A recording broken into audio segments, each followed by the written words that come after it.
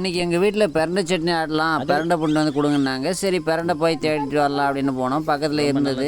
அப்போ என் பையனை கூட வரேன்னா வந்தான். சரி அவனே பிடுங்குறேன்னா சரி பிடுங்கடா அப்படின்னு சொன்னோம். பார்த்தோன்னா அவனே பிடுங்கினான். பாருங்கள் பிடுங்கி வச்சுருக்கான். அது ரொம்ப அவனுக்கு வித்தியாசமாக இருக்குது அதை பார்க்குறதுக்கு. அதுக்கப்புறம் பிடுங்கி முடிச்சு தான் அதை கொண்டு வந்து வீட்டுக்கு கொண்டு வந்தோம். அது ரொம்ப விளையாட்டாக பதிய ஆடி கொண்டு வந்தோம். அதுக்கப்புறம் பார்த்தீங்கன்னா பட்டை கொடுத்து கழுவ சொன்னோம். அவங்க நல்லா கழுவுனாங்க. கழுவிட்டு அதுக்கப்புறம் பார்த்திங்கன்னா அதை கொண்டு போய் ரொம்ப அதை பிக்கணும். அந்த நாரெல்லாம் வந்து பார்த்திங்கன்னா மேலே இருக்கிற தோலை வந்து உடச்சி இந்த மாதிரி மேலே தோலை எடுத்துடணுங்க. எடுத்துகிட்டு செய்யணும். ரொம்ப எலசாக கிடச்சிருக்கு. இதே வந்து கடையில் விற்கிறது வந்து நமக்கு ரொம்ப முத்தி போடுறது தான் விற்கிறாங்க. இவ்வளோ எலசாக கிடைக்கிறதில்ல. இது நிறைய பிரண்டையை வந்து நிறைய பேர் சாகுபடியும் செய்கிறாங்க. நெட்டு வளர்த்தி பிரண்டை ஊறுகாய் எல்லாம் போடுறாங்க.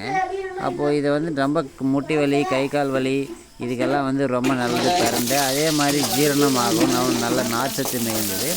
அது வந்து பார்த்திங்கன்னா இப்போ பிரண்டையை பிரித்து வச்சுட்டு நம்ம வந்து இப்போ வழக்கமாக இப்போ வந்து சின்ன வெங்காயம் இல்லை வீட்டில், அதனால் வந்து பெரிய வெங்காயம் போட்டுக்கிட்டோம். சின்ன வெங்காயம் போட்டிங்கன்னா நல்லா டேஸ்ட்டாக வரும். வெங்காயத்தை கட் பண்ணி போட்டு ஒரு 2 மிளகா, அதுக்கப்புறம் வந்து ஒரு கொட்டை புளி, கொஞ்சம் பூண்டு இதெல்லாம் வச்சு நார்மல் சட்னிக்கு நார்மலாக வதக்கிற மாதிரி சட்னிக்கு வதக்கி தனியாக எடுத்து வச்சுக்கிறோங்க.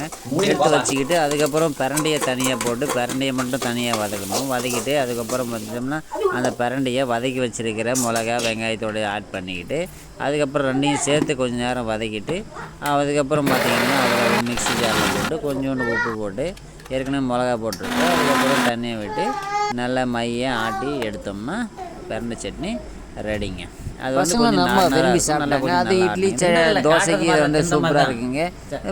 நம்மளால் முடிஞ்ச அதை ஊறுகாயவும் பண்ணி சாப்பிட்லாங்க. பாருங்கள் நல்லாவே விரும்பி தான் சாப்பிட்டாங்க. ஒன்றும் பசங்க வேண்டாம்லாம் சொல்லலை. நம்ம வாரத்துக்கு 1 நாளோ இல்லை மாதத்துக்கு 2 நாளோ செஞ்சோம்னா ரொம்ப உடம்புக்கு நல்லதுங்க. இந்த வீடியோ பிடிச்சிருந்தா லைக் பண்ணுங்கள், ஷேர் பண்ணுங்கள், சப்ஸ்கிரைப் பண்ணுங்கள்.